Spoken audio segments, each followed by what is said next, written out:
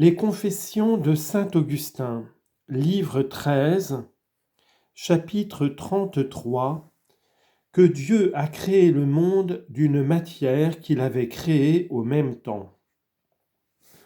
Que vos ouvrages vous louent donc, Seigneur, afin de nous exciter à vous aimer. Et faites que nous vous aimions afin que vos ouvrages vous louent, ces ouvrages qui ont dans le temps leur commencement et leur fin, leur naissance et leur mort, leur accroissement et leur défaillance, leur beauté et leurs défauts. Et ainsi ils ont tous leur matin et leur soir, quoique cela paraisse moins clairement dans les uns et plus clairement dans les autres.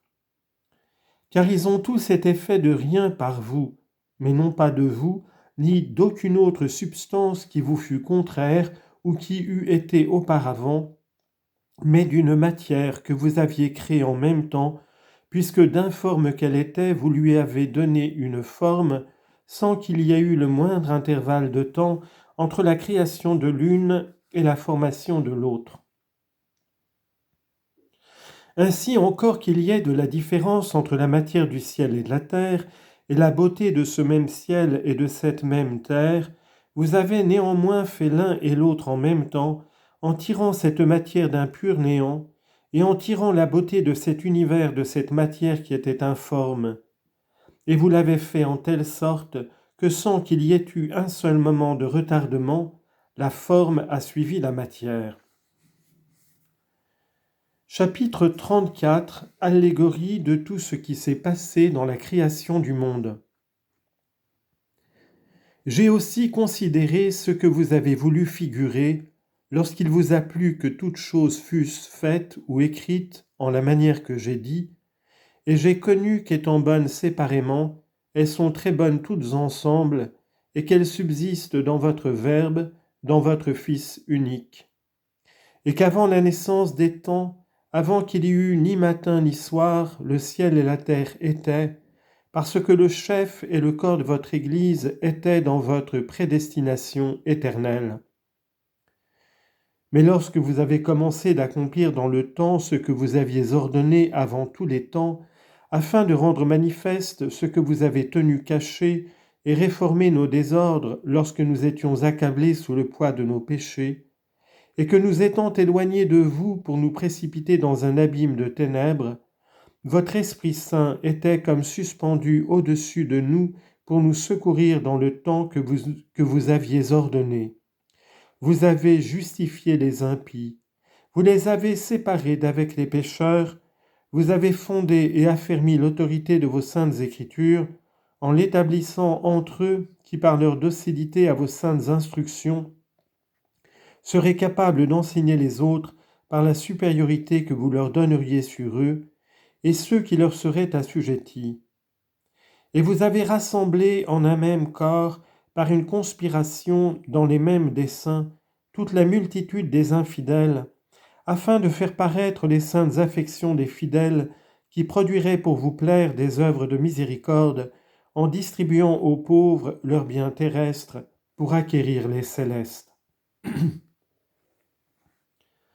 Vous avez aussi fait reluire vos seins comme les astres dans le firmament.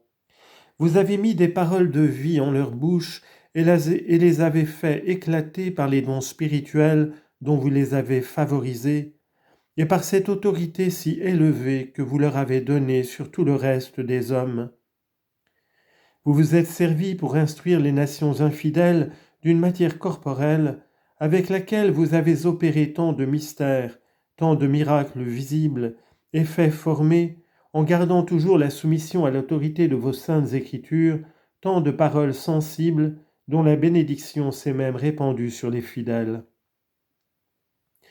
Vous avez, par des affections chastes et pures, et par une parfaite continence, formé dans ces mêmes fidèles une âme vivante, et avez de telle sorte assujetti leur esprit à votre seule volonté, et l'avez rendu si indépendant de l'autorité des hommes, et si affranchi du besoin de les imiter, que vous l'avez renouvelé à votre image et à votre ressemblance. Vous avez assujetti à cette haute intelligence toutes les actions raisonnables, comme la femme est assujettie à son mari, et parce que les fidèles avaient nécessairement besoin du secours de vos ministres pour avancer dans la vertu et arriver à la perfection, vous avez voulu que ces mêmes fidèles les assistassent dans leurs besoins temporels par des œuvres de miséricorde qui leur fussent utiles pour l'éternité. Nous voyons, Seigneur, toutes ces choses, et elles sont sans doute très bonnes. Nous les voyons parce que vous les voyez dans nous, vous qui nous avez donné l'Esprit, par lequel nous sommes capables de les voir et de vous aimer en elles. Chapitre 35, il demande à Dieu sa paix. Ensuite de tant de faveurs, donnez-nous s'il vous plaît, mon Dieu, votre paix, une paix tranquille, une paix du jour du Shabbat, qui est un jour de repos. Une paix qui soit comme un clair midi, toujours permanent et toujours fixe, sans être suivi d'aucun soir. Car tout cet ordre si merveilleux et si admirable, de tant de choses excellentes, passera après avoir accompli ce à quoi il a été destiné, parce que, comme il a eu un matin, il aura aussi un soir. Chapitre 36. Pourquoi le 7e jour n'a point eu de soir. Or, le 7e jour n'a point eu de soir ni de couchant, parce que vous l'avez sanctifié pour le faire subsister éternellement, afin que le repos que vous avez pris en ce jour, après avoir fait tant d'admirables ouvrages, quoiqu'en les faisant, vous soyez toujours demeurés dans un plein repos, nous fit entendre par l'oracle de votre Écriture sainte qu'après avoir accompli nos bonnes œuvres, qui ne sont bonnes que parce que ce sont en nous des dons de votre grâce, nous devons aussi nous reposer en vous, dans ce glorieux jour du Shabbat, d'une vie éternelle et bienheureuse. Chapitre 37. De quelle sorte Dieu se repose en nous.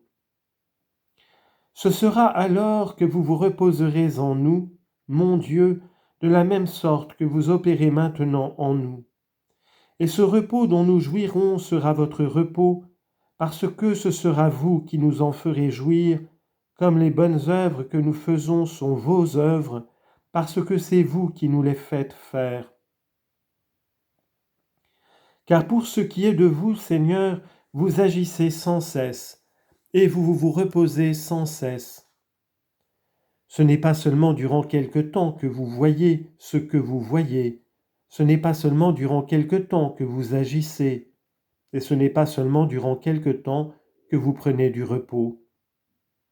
Et cependant, c'est vous qui nous faites voir ce que nous voyons dans le temps, c'est vous qui formez le temps même, et c'est vous qui nous faites avoir ce repos qui nous affranchira des lois du temps. Chapitre 38 de la différence qu'il y a entre la connaissance de Dieu et celle des hommes.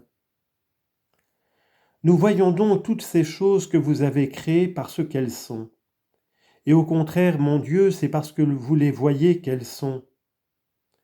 Nous voyons au dehors ce qu'elles sont et au dedans qu'elles sont bonnes. Mais vous, vous les voyez en vous-même lorsqu'elles sont faites, comme c'est en vous-même que vous avez vu qu'il était à propos de les faire. Nous sommes maintenant portés à faire le bien, après que notre cœur en a conçu le dessein par le mouvement de votre esprit, mais auparavant, nous ne nous portions qu'au mal en nous éloignant de vous. Au lieu que vous, mon Dieu, qui êtes la souveraine et unique bonté, n'avez jamais cessé de bien faire. Nous faisons par votre grâce quelques bonnes œuvres, mais elles ne sont pas perpétuelles. Et après cela, nous espérons de jouir d'un parfait repos dans cette admirable sanctification de vos élus. Mais vous qui êtes le bien qui n'a besoin de nul autre bien, vous êtes toujours dans le repos, parce que vous êtes vous-même votre repos. Qui est l'homme qui puisse donner l'intelligence de ces grandes vérités à un autre homme? Qui est l'ange qui la puisse donner à un ange? Et qui est l'ange qui la puisse donner à un homme? C'est à vous qu'il la faut demander, mon Dieu, c'est en vous qu'il la faut chercher, c'est à votre porte qu'il faut frapper.